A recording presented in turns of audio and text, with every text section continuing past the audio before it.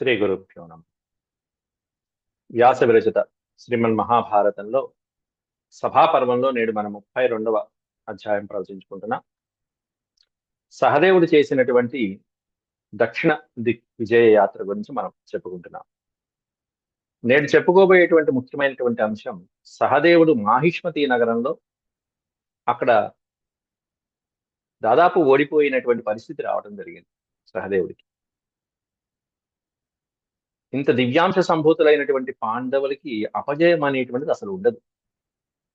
ఉన్నది అంటే అక్కడ ఎదురుకుండా ఉన్నటువంటి వారు కూడా ఏ దైవశక్తో అయితేనే తప్ప వారికి ఇటువంటి సంఘటన ఎదురవు. అర్జునుడికి కూడా ఒకసారి ఓటమి పాలయ్యాడు, కిరాతకుడి రూపంలో ఉన్నటువంటి పరమేశ్వరుడి చేత. అక్కడ కూడా పరమేశ్వరుడు అత్యద్భుతంగా అర్జునుడి యొక్క పరాక్రమం చూసి పాశుపదాస్త్రాన్ని ఇచ్చినటువంటి సందర్భం. అట్లా ఇక్కడ సహదేవుడికి కూడా ఒక అనుభూతి కలిగింది, అనుభవం కలిగింది. అదేమిటంటే అగ్నిదేవుడి చేతిలో, అగ్నిదేవుడి ద్వారా ఓడిపోవటం అనేది జరిగితే అయినా సరే నిర్భయంగా ఉండి సమన్వయంతో సముచితమైనటువంటి ఆలోచనతో అగ్నిదేవుని స్తుతించి ఆయన యొక్క అనుగ్రహంతో ఆ ప్రాంతం నుంచి మళ్ళీ కప్పం తీసుకుని వెళ్ళటం జరుగుతుంది. ఈ రాబోయేటువంటి 40-50 శ్లోకాలు అత్యద్భుతమైనటువంటి వివరణ. ఎక్కడ మహాభారతంలో ఇట్లాంటి దృశ్యాలు మనం కని విని ఎరగం. చాలా ముఖ్యమైనటువంటి వివరాలు. ముందుగా భగవత్ స్మరణ చేసుకుని నేటి ప్రవచనం ప్రారంభించుకుందాం. ఓం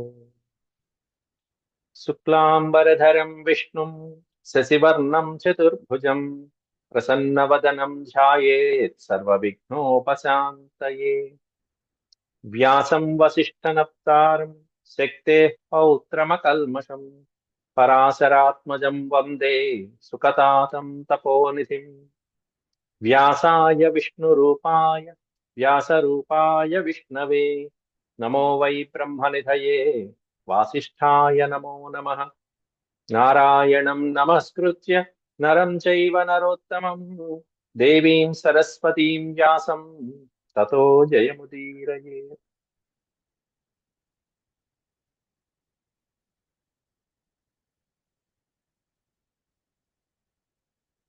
ఈ అధ్యాయంలో మనం పూర్వపాఠంలో సహదేవుడు చేసినటువంటి దక్షిణ దిక్ యాత్రగా 22 శ్లోకాల వరకు చెప్పుకున్నాం. 32వ అధ్యాయం.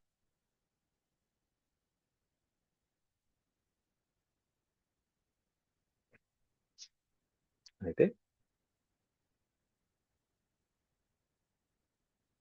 32 తత్ర రత్నాన్యుపాదాయ పురీం మాహిష్మతీం యయౌ.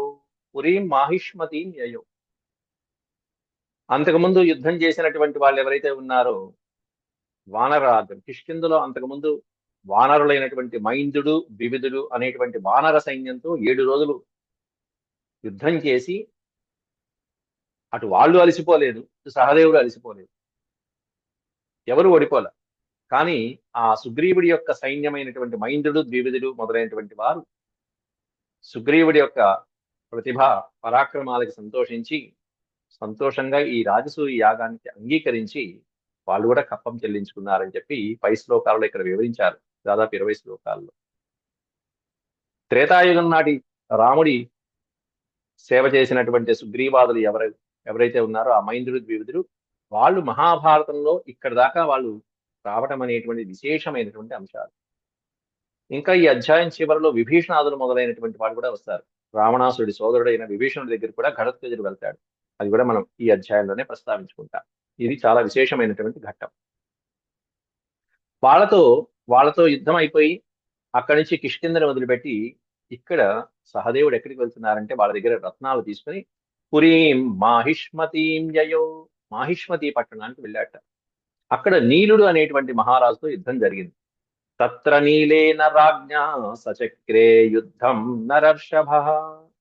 నరర్షభ నర ఋషభ, నరులలో శ్రేష్టమైనటువంటి సహదేవుడు యుద్ధం చక్రే అక్కడ నీలుడు అనేటువంటి రాజుతో యుద్ధం చేయడం జరిగింది. పాండవ పరవీరఘ్న సహదేవ ప్రతాపవాన్. ప్రతాపవాన్ సహదేవ, అత్యద్భుతమైనటువంటి పరాక్రమశాలి అయినటువంటి సహదేవుడు వాళ్ళతో యుద్ధం చేసిస్తే, తన సైన్యంతో పాటు యుద్ధం చేస్తే తతోస్య సుమహద్యుద్ధమాసీత్ భీరుభయంకరం. అత్యంత భయంకరమైనటువంటి సంగ్రామం వీరిద్దరి మధ్య జరిగింది, ఇటు సహదేవుడితో అటు నీలుడితో, వీళ్ళిద్దరి మధ్య. అయితే సైన్యం అనేటువంటిది, ఇటు నీలుడి పక్కన ఉన్నటువంటి సైన్యం ఇంకా ఇంకా రోజు రోజు దినదిన ప్రవర్ధమానం అయిపోతూ ఉంటే, సహదేవుడి దగ్గర ఉన్నటువంటి సైన్యం కొంచెం ఇబ్బంది పడింది. సైన్యక్షయకరం చైవ ప్రాణానాం సంశయావహం చక్రే తస్య హి సాహాయ్యం భగవాన్ హవ్యవాహన. హవ్యవాహనుడు అంటే అగ్నిదేవుడు. భగవాన్ హవ్యద వాహన, సాక్షాత్తు స్వయంగా అగ్నిహోత్రుడే ఈ నీలుడు అనేటువంటి మహారాజుకి, మాహిష్మతి పట్టణంలో ఉన్నటువంటి నీలుడు అనే మహారాజుకి సహాయం చేయటం వలన, సహాయం తస్య చక్రే, అతనికి సహాయం చేయటం వలన ఈ సహదేవుడి పక్షాన ఉన్నటువంటి సైన్యం కాస్త సైన్యక్షయకరం చైవ, సైన్యం కాస్త నిస్సత్తువుగా క్రమక్రమంగా తగ్గిపోవడం జరిగింది. వాళ్ళ యొక్క ప్రాణాలన్నీ సంశయంలో పడ్డాయి, ఆపదల్లో పడ్డాయి, కష్టాల్లో పడ్డాయి. ఆశ్చర్యపోయాడు సహదేవుడు. ఇదిగో ఇట్లాంటి దైవశక్తి ఏదైనా ఉంటే తప్ప పాండవుల్ని ఎవరు ఓడించలేరు. వెనకాల అగ్నిదేవుడు ఉన్నాడు, ఆ నీలుడు వెనకాల సహాయంగా. తతో రథా హయా నాగా పురుషా కవచాని చ ప్రదీప్తాని వ్యదృశ్యంత సహదేవ బలే తదా. తదా సహదేవ బలే, సహదేవుడి యొక్క బలంలో ఉన్నటువంటి అనేకమైనటువంటి రథములు, గుర్రములు, ఏనుగులు, అలాగే సైనికులు మొదలైనటువంటి వారి యొక్క కవచాలు కూడా, ఇవన్నీ కూడా దగ్ధమైపోతున్నాయట. ఈ సైనికులతో యుద్ధం చేస్తున్నప్పుడల్లా అగ్నిదేవుడి యొక్క ప్రతాపంతో వాళ్ళు వేసినటువంటి అస్త్రాలు అగ్నులాగా మారుతున్నాయో, లేదా అగ్నిదేవుడి సాక్షాత్తు వారి మీద విరుచుకుపడుతున్నాడు, ఇవన్నీ దగ్ధమైపోతున్నాయట. ఆశ్చర్యంగా ఉంది. ప్రతీప్తాని వ్యదృశ్యంత, తీవ్రమైనటువంటి యుద్ధంలో సహదేవుడికి ఇది ఒక చిన్న ఇదేంటి ఇట్లా జరుగుతుంది, నేను ఎంతో ప్రయత్నిస్తున్నాను, ఇట్లా జరగడానికి ఆస్కారం లేదే అనేటువంటి, అయినా సరే ధైర్యంగా నిలబడ్డాడు. అని ఆలోచిస్తున్నాడు. సుసంభ్రాంతమన బభూవ కురునందన. సుసంభ్రాంతమన, సంభ్రాంతం అంటే ఆశ్చర్యపోయినటువంటి మనసుతో, ఏంటి ఇలా జరుగుతుంది, నా పట్ల ఏమన్నా దోషం జరిగిందా, నేను సరిగ్గానే ప్రవర్తిస్తున్నాను, యుద్ధం బానే ఉంది అని కురునందనుడైనటువంటి సహదేవుడు క్షణకాలం పాటు ఆలోచించుకుంటున్నాడు. ఏం చేయాలో తోచట్ల ఆయనకి. నోత్తరం ప్రతివక్తం, నోత్తరం అనే పదాన్ని విడిస్తే నా ఉత్తరం అంటే, ఈ సమస్యని ఎలా పరిష్కరించాలి, దీనికి ఉపాయం ఏమిటి, మార్గోపాయం ఏమిటి అనేటువంటిది ప్రతివక్తం చ శక్తోభూత్ జనమేజయ. దీన్ని ప్రతిక్రియ చేసేటువంటి ఆలోచన చేసుకుంటూ వస్తున్నాడు, కానీ ఏం చేయలేకపోయాడు సహదేవుడు అంటూ జనమేజయ మహారాజుకి వైశంపాయనుడు ఇదంతా వినిపిస్తున్నాడు. నోత్తరం ప్రతివక్తం చ, దానికి ఏంటి సమాధానం ఏమిటి, ఎలా చేయాలి, ప్రతిక్రియ ఎలా చేయాలి అనేటువంటిది ఏమీ పాలుపోవట్ల సహదేవుడి అంటూ జనమేజయుడికి చెప్పంగానే బ్రేక్ వేశాడు జనమేజయుడు. గురుగారు ఒక్క క్షణం ఆగండి, ఇన్ని యుద్ధాలు అర్జునుడు చేశాడు కదా, ఇన్ని యుద్ధాలు భీముడు చేశాడు కదా, అటు అర్జునుడు ఉత్తర దిక్కుని చేశాడు, భీముడు ఏమన్నా తూర్పు దిక్కుని చేశాడు, వీళ్ళకి లేనటువంటి ఈ అనుభవం, ఈ డిఫరెంట్ ఎక్స్పీరియన్స్, విచిత్రమైనటువంటి ఈ అనుభవం సహదేవుడికి కలిగింది ఏమిటి, ఇక్కడ అగ్నిదేవుడు ఉండటం ఏమిటి, అగ్నిదేవుడితో యుద్ధం చేయాల్సి ఏమిటి, ఈయన మాహిష్మతి రాజైనటువంటి నీలుడికి అగ్నిదేవుడు సహాయం చేయటం ఏమిటి అసలు అంటూ జనమేజయుడు సందేహం అడుగుతున్నాడు వైశంపాయనుడు. కిమర్థం భగవాన్ వహ్ని ప్రత్యమిత్రోభవత్ యుధి. ప్రత్యమిత్రో అభవత్, సహదేవుడికి శత్రువు అయినటువంటి నీలుడికి మిత్రుడిగా ఉండి అగ్నిదేవుడు యుద్ధం చేయడం ఏమిటి, అలా సహకరించడం ఏమిటి, కిమర్థం, ఎందుకు ఇలా జరుగుతుంది. సహదేవస్య యజ్ఞార్థం ఘటమానస్య వైద్విజ. పైగా సహదేవుడు ఎందుకు వచ్చాడు ఇప్పుడు, రాజసూయ యాగం ధర్మరాజు సంకల్పిస్తే ఆ యాగార్థం వచ్చినటువంటి కారణమే గాని సరదాకి యుద్ధానికి రాలేదు కదా, ఆయన యజ్ఞం కోసమేనా వచ్చింది. యజ్ఞార్థం అనే కారణం పెట్టారు. సహదేవస్య యజ్ఞార్థం, అన్నగారు యజ్ఞం చేస్తుంటే ఆ యజ్ఞంలో భాగంగా సహదేవుడు ఇక్కడికి వచ్చాడు. అలాంటి యజ్ఞంలో ఆహుతులన్నీ ఎవరికి సమర్పిస్తాం, అగ్నిదేవుడికే కదా. అలాంటి అగ్నిదేవుడు సహదేవుడికి సహకరించాల్సింది పోయి సహదేవుడికి సహకరించకుండా నీలుడికి సహకరిస్తూ సహదేవుడి యొక్క సైన్యాన్ని భస్మీపటలం చేయడం ఏమిటి. ఘటమానస్య వైద్విజ, ఇది ఎట్లా సంభవమైంది, ఎలా సంభవిస్తుంది. అగ్నిదేవుడు సహకరించకపోగా, రాజసూయాగం చేస్తున్న ధర్మరాజు యొక్క సైన్యానికి సహకరించకపోగా వ్యతిరేకంగా ఈ విధంగా ఉండటం ఏమిటి అని జనమేజయుడు సందేహం అడుగుతుంటే వైశంపాయనుడు ఒక అత్యద్భుతమైనటువంటి కథ చెప్తున్నారు. అగ్నిదేవుడే ప్రేమలో పడినటువంటి సంఘటన ఒకటి జరిగింది. ఆ సందర్భం ఏమిటో చెప్తున్నారు. స్వాహాదేవి వేరు, అగ్ని స్వాహాదేవి అనేటువంటి భార్య ఉన్నారు. ఆవిడ కాకుండా ఇక్కడ జరిగినటువంటి ఒక సంఘటన మనకి పురాణాల్లో, తత్ర మాహిష్మతి వాసి భగవాన్ హవ్యవాహన. హవ్యవాహనుడు అగ్నిదేవుడు మాహిష్మతి నగరంలోనే ఉండేవాట ఎక్కువగా. మాహిష్మతి నగరం మన సినిమాలో కూడా చూపించారు బ్రహ్మాండంగా. ఈ భారతంలో మహాభారతంలో ఉన్నటువంటి పాత్రలు, ప్రదేశాలు, వాటి పేర్లన్నీ కూడా అనేకమైనటువంటి చలనచిత్రాల్లో చక్కగా వాడుకుని చాలా అత్యద్భుతమైనటువంటి సూపర్ హిట్ అవుతాయి. ఎవరికి పెట్టుకోవడం తెలియదు. అట్లాంటివి ఆ మాహిష్మతి వాసి అయినటువంటి భగవాన్, వాసి అంటే నివాసి అని అంటారు. మాహిష్మతీపురంలో నివసించేటువంటి వాడు, ఆయన కొలువు ఉన్నటువంటి స్థానం ఎవరై అంటే హవ్యవాహనుడు. అగ్నిదేవుడు ఆ ప్రదేశంలో ఎక్కువగా ఉండేవాడు. కాశీనగరం క్షేత్రం ఎవరికి నివాసం స్థలం అంటే విశ్వేశ్వరుడు, పరమేశ్వరుడికి అంటాం. అట్లా ఒక్కో ప్రదేశం ఒక్కోటి చెప్తూ ఉంటాం. అట్లా అగ్నిదేవుడి యొక్క నివాస స్థానంగా మాహిష్మతి పట్టణాన్ని అది వరకు చెప్పుకునేవారు. అయితే శ్రూయతే హి గృహీతో వై పురస్తాత్ పారదారికః. శ్రూయతే he గృహీతో why పురస్తాత్. ఆ పురాన్ని నిత్యము సదా రక్షిస్తూ ఉండేటువంటి వాడు. అయితే అక్కడ పరిపాలిస్తున్నటువంటి మహారాజు ఎవరై అంటే నీలస్య రాజ్ఞు, నీలుడు అనేటువంటి మహారాజు. ఆ మహారాజు యొక్క కుమార్తె అత్యంత సౌందర్యవతి. ఆవిడ పేరు నీలస్య రాజ్ఞో దుహిత బభూవత అతీవ శోభన. బభూవత అతీవ శోభన, అతీవమైనటువంటి శోభన కలిగింది. శోభం, అతీవమైనటువంటి శోభ, అత్యంత సౌందర్య రాశి అయినటువంటి ఆ మహారాజు యొక్క కూతురు, దుహిత అంటే కూతురు. ఆమె యొక్క ప్రేమలో పడ్డాడు అగ్నిదేవుడు. ఎంత ప్రేమలో పడ్డాడంటే ఒక ఉదాహరణ ఇస్తున్నారు ఇక్కడ. సాగ్నిహోత్రముపాతిష్ఠత్ బోధనాయ పితుః సదా.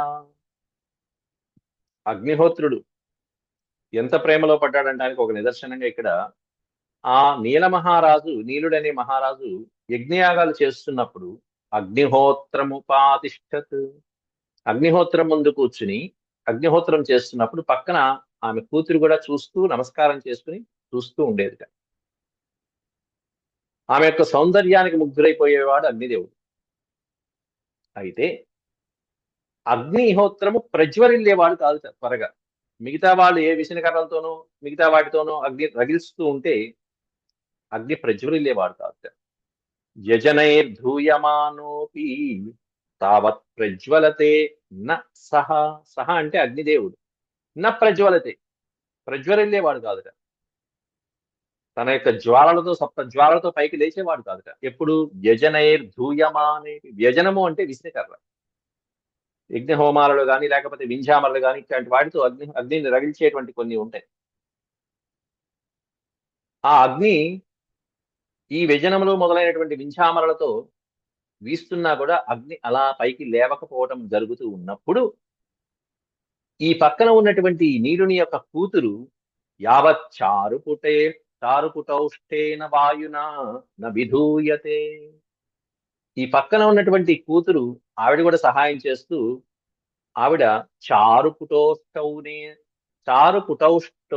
పుటౌష్టేన, ఓష్టములు అంటే పెదవులు, అందమైనటువంటి తన యొక్క పెదవులతో ఆ అగ్నిదేవుడి దగ్గరికి వచ్చి ఇలా ఊదుతూ ఉంటే, చేయి పెట్టి అలా ఊదుతూ ఉంటే ఆ వాయువుల చేత అప్పుడు సంతోషించినటువంటి అగ్నిదేవుడు పైకి లేచేవాడు. యావత్ చారుపుటోష్టేన, అందమైనటువంటి పెదవులు కలిగినటువంటి ఆ సుందరి యొక్క నోటి నుండి వెలువడినటువంటి గాలి చేత మాత్రమే ఆ అగ్నిదేవుడు పైకి లేచి అప్పుడు ప్రజ్వరిల్లేవాట. ఆ విధమైనటువంటి ప్రేమలో పడ్డాడు అగ్నిదేవుడు. తతస్స భగవానగ్ని చకమే తాం సుదర్శనాం. చకమే తాం సుదర్శనాం. తర్వాత అగ్నిదేవుడు స్వయంగా ఆమెను వివాహం చేసుకోవాలని కోరుకున్నాడు. చకమే తాం సుదర్శనాం. సుదర్శనం, సుదర్శనం అంటే సుందరమైనటువంటి ఆకృతి ఆకారము కలిగినటువంటి స్త్రీ, సుదర్శన అని పేరు ఆవిడ.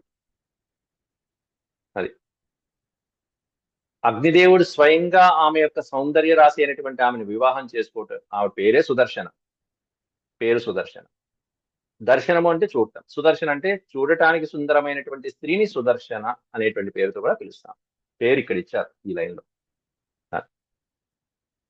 తతస్స భగవాన్ అగ్నిశ్చకమే తాం సుదర్శనాం, ఆ సుందరమైనటువంటి స్త్రీని, సుదర్శన అనే పేరు కలిగినటువంటి ఆ స్త్రీని వివాహం చేసుకోవాలని సంకల్పించాడు అగ్నిదేవుడు. అందువల్ల స్వయంగా శాస్త్రబద్ధంగా ఆ మహారాజుని నీ కూతురిని వివాహం చేయమని చెప్పి అడగటం జరిగింది స్వయంగా శాస్త్రబద్ధంగా.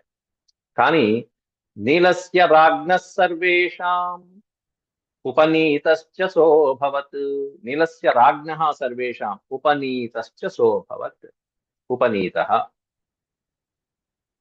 అయితే ఈమెకు వివాహం చేయాలి అనేటువంటి యుక్త వయసు వచ్చేటప్పటికి వివాహం చేయి సంకల్పించాడు నీలుడు కూడా. ఆ సందర్భంలో అగ్నిదేవుడు స్వయంగా అగ్ని రూపంలో అడగకుండా బ్రాహ్మణ రూపంలో వచ్చి అడిగాడు. తతో బ్రాహ్మణ రూపేణ రమమాణో యదృచ్ఛయా చకమేతాం వరారోహం కన్యాం ఉత్పలలోచనాం. ఉత్పలలోచనం అంటే పద్మముల వంటి లోచనములు, కళ్ళు కలిగినటువంటి ఆ కన్యను, సుదర్శన అనేటువంటి ఆ కన్యను, వరారోహాం వరించడానికి అర్హులైనటువంటి ఆమెను, చకమేతాం స్వయంగా వచ్చి కోరుకున్నట్టు అగ్నిదేవుడు స్వయంగా వచ్చి అడిగితే బాగుంటుంది, కానీ ఈయన బ్రాహ్మణుడి రూపంలో వచ్చాడు. తతో బ్రాహ్మణ రూపేణ రమమాణ ఆమెను కోరుకోవాలనే సంకల్పంతో అనుకోకుండా బ్రాహ్మణుడి రూపంలో వచ్చాట. బ్రాహ్మణుడి రూపంలో వచ్చి అడిగితే ఏం చేస్తాడో చూద్దాం. ఆయన ఏమన్నా క్షత్రియుడు, ఆమె ఏమన్నా క్షత్రియ కాంత రాకుమార్తె. వచ్చి అడిగింది ఏమన్నా బ్రాహ్మణుడి రూపంలో వచ్చాడు. ఈ అగ్నిదేవుడికి ఈ బ్రాహ్మణుడి వేషం ఒకటి. ఎందుకంటే ఈ బ్రాహ్మణుడి వేషంలో వస్తే అంతకుముందు పని సక్సెస్ఫుల్ గా అయింది. ఎక్కడైంది? ఆది పర్వంలో ఖాండవ వనంలో కృష్ణార్జునుడి దగ్గరికి బ్రాహ్మణుడి రూపంలో వచ్చాడు. పని కాస్త బ్రహ్మాండంగా జరిగింది. పెళ్లి కూడా ఈ రూపంలో వచ్చాడు పాపం పెళ్లి చేసుకోవడానికి. బ్రాహ్మణ రూపేణ రమమాణో యదృచ్ఛయ, అనుకోకుండా ఈ బ్రాహ్మణ రూపంలో వచ్చేటప్పటికి మహారాజు ఈ విధంగా బ్రాహ్మణుడు అయ్యుండి ఈ విధంగా నువ్వు ఇట్లా కామిస్తావా, ఈ విధంగా స్త్రీని కోరుకుంటావా, అందులో రాకుమార్తెని, కాబట్టి శాస్త్రబద్ధంగా ధర్మబద్ధంగా ఇది వర్ణ సాంకర్యం అవుతుంది, కాబట్టి నిన్ను శిక్షించడానికి నాకు అర్హత ఉంది అని శాస్త్రబద్ధంగా ఆలోచించి ఈ బ్రాహ్మణుని శిక్షిస్తాడు ఇక్కడ అగ్నిదేవుడు అని తెలియక. ఇది కూడా ఒక రకంగా పరీక్ష, అగ్నిదేవుడు పెట్టిన పరీక్ష. ఏం చేస్తాడో చూద్దాం.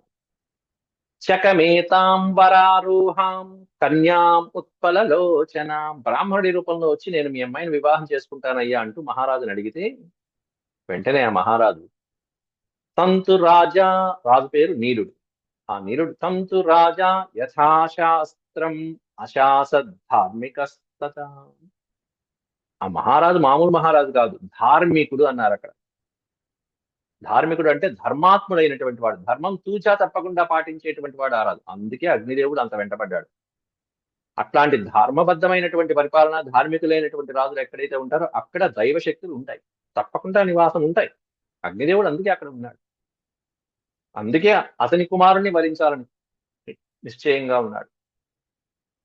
తంతురాజా యథాశాస్త్రం, యథాశాస్త్రంగా ఆలోచించి అంటే శాస్త్రబద్ధంగా ఆలోచించి ఈ వివాహం అశాస్త్రీయము అని నిర్ధారించేశాడు. బ్రాహ్మణ క్షత్రియమైనటువంటిది అసంబద్ధమైనటువంటిది, ఇలా ఎలా కోరుకుంటారు మీరు, కాబట్టి నేను మిమ్మల్ని శిక్షించవచ్చు అని ధర్మబద్ధమైనటువంటి ఆలోచన చేసి అతన్ని దండించడానికి ఉద్యుక్తుడయ్యాడు మహారాజు నీలుడు. అక్కడ చెప్పేశారు అక్కడ యథాశాస్త్రం అశాసత్, అశాసత్ అంటే శాసించడం, శాస్త్రాన్ని అనుసరించి శాసించేశాడు కూడా. నీకు ఈ శిక్ష పడుతుంది, నువ్వు ఇట్లా తప్పు చేస్తున్నావు అని చెప్పి ధార్మికంగా ఆలోచించాడు ధర్మబద్ధమైనటువంటి నీలుడు. దానికి సంతోషించాడు ఓ పక్కన లోపల, వీడు నిజమైనటువంటి రాజురా అనుకున్నాడు. కానీ ఆమెను వివాహం చేసుకోవడం కోసం అప్పుడు తన రూపాన్ని మార్చి అసలైనటువంటి రూపంలోకి వచ్చాడు అగ్నిదేవుడు. ఎందుకంటే ఆమెను వివాహం చేసుకోబోయి. ప్రజ్వాల తతః కోపాద్ భగవాన్ హవ్యవాహన, వెంటనే హవ్యవాహనుడు కోపించి మహారాజు మీద నేనెవరో తెలుసా అని చెప్పి తతః ప్రజ్వాల, జ్వాల అంటే తెలుసు, జజ్వాల అంటే ఇంకా ఎక్కువ జ్వాల మండటం, ప్రజ్వాల అంటే విపరీతమైనటువంటి క్రోధంతో వచ్చేటువంటి సప్త జ్వాలలతో మండేటువంటి అగ్నిహోత్రుడు భగభగా మండితే ఎట్లా ఉంటుందో ఆ రూపాన్ని చూపించాట. అప్పటిదాకా బ్రాహ్మణుడు సామాన్యమైన బ్రాహ్మణులాగా ఉన్నాడు కదా అనుకుంటాం. బ్రాహ్మణుడు యొక్క మాటలో అగ్నిదేవుడు ఉంటాడు. ఆయన చూపులో బ్రాహ్మణుడి యొక్క చూపులో అగ్ని ఉంటారు. ఇవి చాలా శాస్త్రాలు చెప్తూ ఉంటాయి. వారి మాట ఆ విధంగా అగ్నివాక్కుల్లా ఉంటాయి బ్రాహ్మణుల యొక్క పలుకులు. ఇవి సందర్భానుసారంగా మనకి ఇక్కడ చాలా సార్లు వస్తాయి. అట్లాంటి రూపం కళ్ళ ఎదురుగుండా సాక్షాత్కరించేసింది. ఆశ్చర్యపోయాడు మహారాజు. బ్రాహ్మణుడు కాదా అగ్నిదేవుడా అనుకుని ప్రజజ్వాల తత కోపాద్ భగవాన్ హవ్యవాహన. దాన్ని చూసి ఒక్కసారి మహారాజు ఆశ్చర్యపోయాడు. తం దృష్ట్వా విస్మితో రాజా జగామ శిరసావనిం. జగామ శిరసా అవని. వెంటనే ఆ రాజు కనువిప్పు కలిగి తం దృష్ట్వా విస్మిత ఆశ్చర్యపోయినటువంటి ఆ మహారాజు శిరసా అవనిం జగామ. అవని అంటే భూమి. భూమి మీద ఆయన పాదాల మీద శిరస్సు పెట్టి మరీ నమస్కారం చేసి అగ్నిదేవ అంటూ నమస్కారం చేసి పొరపాటు అయిందయ్యా, మీరు బ్రాహ్మణుడు అనుకున్నాను అని చెప్పి, ఆయన దేవుడు సాక్షాత్, ఆయనే వచ్చి స్వయంగా అడిగితే ఇంకా కాదనేది ఏముంది? సంతోషంగా సంకల్పించాడు వివాహాన్ని. అప్పుడు తగిన సమయం ముహూర్తం చూసి చక్కగా ఆ కన్యను కన్యాదానం చేశాడు తండ్రి. తతః కాలేన తాం కన్యాం తథైవ హి తథా నృపః తదా నృపః. తతః కాలేన అంటే మంచి ముహూర్తము మొదలైనటువంటివన్నీ చూసుకుని ఆ కన్యను ఆయన చెప్పినట్టుగానే చక్కగా మహారాజు కన్యాదానం చేశాడు మహాదేవుడైనటువంటి అగ్నిదేవుడి. ప్రదదౌ ఆగ్నేయ దిక్కుకి అధిపతి అగ్నిదేవుడు. ప్రదదౌ విప్రరూపాయ వహ్రయే శిరసానతః. ప్రదదౌ విప్రరూపాయ అంటే విప్రుడి రూపంలో వచ్చినటువంటి ఆ అగ్నిదేవుడికి వహ్రయే, అక్కడ వహ్నయే అని ఉండాలి, వహ్రబాలు వహ్నయే అగ్నిదేవుడికి శిరసానత ప్రదదౌ, శిరసు వంచి నమస్కారం చేసి మరీ కన్యని చక్కగా సమర్పించాడు మహారాజు నీలుడు. ప్రతిగృహ్య చ తాం శుభ్రం నీలరాజ్ఞ సుతాం తదా. నీలరాజ్ఞ, నీలమహారాజు యొక్క సుతాం కుమార్తెను, ఆ సుందరిని సుదర్శన అనేటువంటి ఆవిడను శుభ్రం ప్రతిగృహ్య, ఆమెను భార్యగా స్వీకరించి అగ్నిదేవుడు చక్రే ప్రసాదం భగవాన్ తస్య రాజ్ఞో విభావసు, ఆ మహారాజు మీద అనుగ్రహించాడు. నీలుడు అనేటువంటి ఆ మహారాజు యొక్క ఆయన చేసినటువంటి ఈ అత్యద్భుతమైనటువంటి కార్యానికి తండ్రిగా తన బాధ్యత నిర్వహించాడు. ఓ పక్కన అగ్నిదేవుడి మీద భక్తి శ్రద్ధలతో ఆయన కోరుకున్నది చేశాడు కాబట్టి ప్రసాదం చక్రే, ప్రసాదం చక్రే అంటే ప్రసాదం ఇవ్వడం అని కాదు, అనుగ్రహించడం జరిగింది. ప్రసాదం చక్రే అంటే అనుగ్రహించాడు శాంతించి. వరం కోరుకోమన్నాడు, పైగా ఒక వరం కోరుకోవయ్యా అంటూ మామగారికి అల్లుడు గారు వరం ఇస్తున్నారు. వరేణ ఛందయామాస తం నృపం, తన్రూపం స్విష్టికృత్తమ. స్విష్టకృత్తమ అంటే ఇష్టకృత్తమ అంటే కోరిన కోరికలు నెరవేర్చేటువంటి వాడు అయినటువంటి అగ్నిదేవుడు తం నృపం ఆ మహారాజుని వరేణ ఛందయామాస, వరం ఏదన్నా కోరుకోవయ్యా నీ కోరిక తీరుస్తాను, ఏ వరం కావాలంటే ఆ వరం, నీ మనసులో ఉన్న కోరిక ఏంటో చెప్పు అనగానే అభయం చ సజగ్రాహ స్వసైన్యే వై మహీపతి. మహీపతి అంటే మహారాజు, ఆ మాహిష్మతిని పరిపాలించేటువంటి నీలుడు ఒక కోరిక కోరాడు. ఏం కోరిక? స్వసైన్యే అభయం జగ్రాహ, నేను నా యొక్క సైన్యానికి అన్ని వేళల్లో సమస్తమైనటువంటి వేళల్లో అభయం కోరుకుంటున్నాను అని వరం కోరుకున్నాడు. అంటే నా సైన్యానికి అపజయం రాకూడదు, భయం అనేది ఉండకూడదు, అభయం ఉండాలి, నీ యొక్క అభయం కావాలి. అంటే నా సైన్యానికి ఎవరైనా ఓడించేటువంటి వాళ్ళు ఎదురయ్యారంటే వాళ్ళ సంగతి నేను చూసుకోవాలి. అది ఇట్లా మాహిష్మతి యొక్క మహారాజు నీలుడు కోరుకోగానే ఆ అభయం ఇచ్చి అప్పటి నుంచి ఈ సైన్యానికి రక్షణ బాధ్యత ఎవరిది అంటే అగ్నిదేవుడు తీసుకున్నాడు. అందువల్ల సహదేవుడు ఓడిపోయాడు అక్కడ. తత ప్రభృతి ఏ కేచిద్ అజ్ఞానాత్తాం పురీం నృపా. అప్పటి నుంచి తత ప్రభృతి, అప్పటి నుంచి ఎవరైనా సరే అజ్ఞానంతో ఈ పట్టణం మీదకి, మాహిష్మతి పట్టణం మీదకి ఏ రాజులైనా సరే దండెత్తారు అంటే వాళ్ళందరూ ఓడిపోవాల్సిందే. ఎవరి చేతిలో? అగ్నిదేవుడి చేతిలో, నీలుడి చేతిలో కాదు. జిగీషంతి బలాద్రాజ్యం బలాద్రాజం స్థేదహ్యంతే స్మ వహ్నినా. వాళ్ళందరూ కూడా అగ్నిదేవుడి చేతిలో దహించబడి ఈ యుద్ధంలో ఓడిపోవటాలు జరుగుతున్నాయి. వహ్నినా దహ్యంతే, అగ్ని చేత దహించబడేటువంటి వాడుట యుద్ధంలో. దహ్యంతే స్మ వహ్నినా, ఎవరైనా అజ్ఞానంతో యుద్ధానికి వస్తే ఈ మాహిష్మతి పట్టణానికి అజ్ఞానంతో దహించబడిపోతూ ఉంటారు. అందువలన మాహిష్మతి అనేటువంటి సుప్రసిద్ధమైనటువంటి నగరంగా అప్పటి నుంచి పేరు ప్రఖ్యాతులు గడించింది. తస్యాం పుర్యాం తదా చైవ మాహిష్మత్యాం కురుద్వః. తస్యాం పుర్యాం, అప్పటి నుంచి మాహిష్మత్యాం, మాహిష్మతి నగరం వైపున ఒక్క శత్రురాజు కూడా కన్నెత్తి చూడటం అనేటువంటిది కూడా ఉండేది కాదు. అంత సుప్రసిద్ధమైనటువంటి నగరంగా పేరు గణించింది ఆ పట్టణం. అట్లాంటి దాని మీదకి వచ్చాడు సహదేవుడు. సహదేవుడు పాపం చిన్నవాడు, అయినా ఇటువైపు వచ్చాడు, అయినా నెగ్గాడు. బభూ, అదే భీమసేనుడు వచ్చి ఉంటే వాడికి తొడగొట్టేవాడు. నేను ఓడిపోవడం ఏంటని చెప్పేసి కాస్త ఆయన బాహుబల ప్రదర్శనే కానీ బుద్ధిబలం అంత వాడేవాడు కాదు. బాహు ప్రదర్శన, మంచి అహంకారంతో ఉండేవాడు. అయితే ఇక్కడ వచ్చింది సహదేవుడు, చాలా బుద్ధిమంతుడు. ఏం చేస్తాడు, ఈ సమస్యను ఎలా పరిష్కరిస్తాడు అనేటువంటి కూడా చక్కగా ముందు ముందు ఈ శ్లోకాల్లో వివరించారు. బభూరతి. ఇంకొక విషయం ఏంటంటే, ఈ మాహిష్మతి పట్టణంలో ఉన్నటువంటి స్త్రీలందరూ కూడా స్వేచ్ఛా సంచారులుగా వాళ్ళకి ఇష్టమైనటువంటి వరుల్ని వాళ్లే ఎంచుకునేటువంటి విధంగా అగ్నిదేవుడు చక్కగా వాళ్ళకి వరమిచ్చాట. స్వయంవరంలో వాళ్లే హాయిగా వరించుకునేటువంటి విధానం ఏదైతే ఉంటుందో ఆ విధంగా అట్లా ఉండటం. అంటే ఎవరైనా జనరల్ గా అయితే మామూలుగా వివాహం చేసుకునే పద్ధతులు ఇట్లా ఉంటాయి. కానీ వాళ్ళ వరుల్ని, అంటే ఆ స్త్రీలు వాళ్ళకి ఇష్టమైనటువంటి పురుషుల్ని స్వయంగా వరించుకోవడం అనేటువంటిది సాంప్రదాయంగా అనాదిగా అక్కడ ఆ స్త్రీలకి ఆ కట్టుబాటు నియమం అనేటువంటిది కొనసాగేట్టుగా పెట్టాడు అగ్నిదేవుడు. అది అది వరం, ఒక రకంగా అగ్నిదేవుడు ఇచ్చినటువంటి వరం. ఆ వర ప్రభావంతో ఆ మహిష్మతిలో ఉండేటువంటి స్త్రీలందరూ కూడా స్వేచ్ఛగా వాళ్ళ వరుల్ని, అంటే వాళ్ళకి నచ్చినటువంటి పురుషుల్ని చక్కగా వాళ్ళే కోరుకుని వివాహం చేస్తూ హాయిగా విహరిస్తూ సుఖంగా ఉన్నారని చెప్పి తర్వాత శ్లోకాల్లో ఆ వర ప్రభావాన్ని వివరిస్తున్నారు. ఏవమగ్నిర్వరం ప్రాదాత్ స్త్రీణాం, ఇక్కడ ఇది కదా, బభూవురనతిగ్రాహ్య యోషితశ్చందతః కిల. అనతిగ్రాహ్య యోషితః ఛందతః కిల. యోషిత అంటే స్త్రీలు. స్త్రీలందరూ కూడా వాళ్ళు హాయిగా స్వేచ్ఛగా ఉండేవాళ్ళ. ఈ విధంగా అగ్నిదేవుడు ఆ సుందరిని వివాహం చేసుకుని ప్రాదాత్ స్త్రీణాం అప్రతివారణే, స్త్రీలకి కూడా నిషేధించడం, ఎవరు అడ్డు చెప్పలేనటువంటి అత్యద్భుతమైనటువంటి వరాన్ని కానుకగా ఇచ్చారు. ఏమిటదంటే స్వైరిణ్య తత్ర. స్వైరిణి అంటే స్వేచ్ఛా సంచారుల్ని స్వైరిణి అంటారు. అంటే వాళ్ళకి ఇష్టమైనటువంటి వరుణ్ణి వాళ్ళు ఎంచుకోవచ్చు.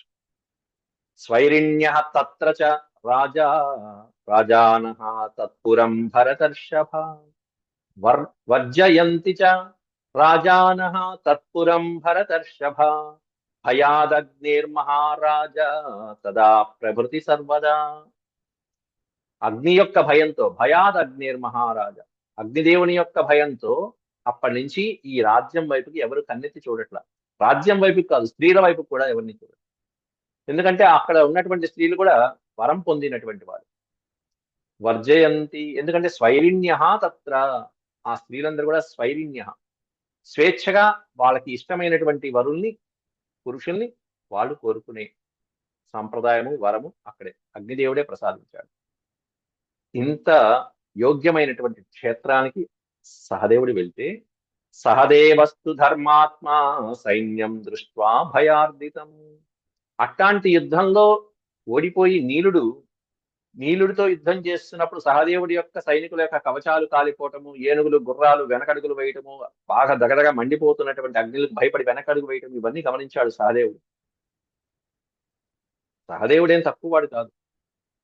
దృష్ట్వా భయార్దితం, ఈ విధంగా తన సైన్యం భయంతో వెనకడుగు వేస్తున్నదే అని చెప్పి సహదేవుడు కొంచెం ఆలోచించినా కూడా ఏమాత్రం తగ్గల. పరీతమగ్నినా రాజన్ నాకంపత యథాచల. అగ్నినా పరీత, అగ్ని ఈ విధంగా ఇబ్బంది పెడుతున్నప్పటికీ కూడా అగ్నిదేవుడు అకంపత యథాచల, అంటే ఏమాత్రము భయపడకుండా నిర్భయంగా మేరు పర్వతం ఉన్నట్టుగా, యథా అచల, పెద్ద కొండ కదలకుండా నిశ్చలంగా ఉన్నట్టుగా సహదేవుడు అడ్డుగా నుంచున్నాడు. అగ్నిదేవుడు అంత ఆ విధంగా సైన్యాన్ని భయపెట్టినప్పటికీ కూడా సైన్యానికి ధైర్యంగా అండగా నిలబడినటువంటి వాడు సహదేవుడు, వీరోచితంగా. కాకపోతే ఏం చేయాలి, ఈ విధంగా అగ్ని అడ్డొస్తున్నాడు, ఏం చేయాలి అనే ఉపాయాన్ని ఆలోచిస్తున్నాడు.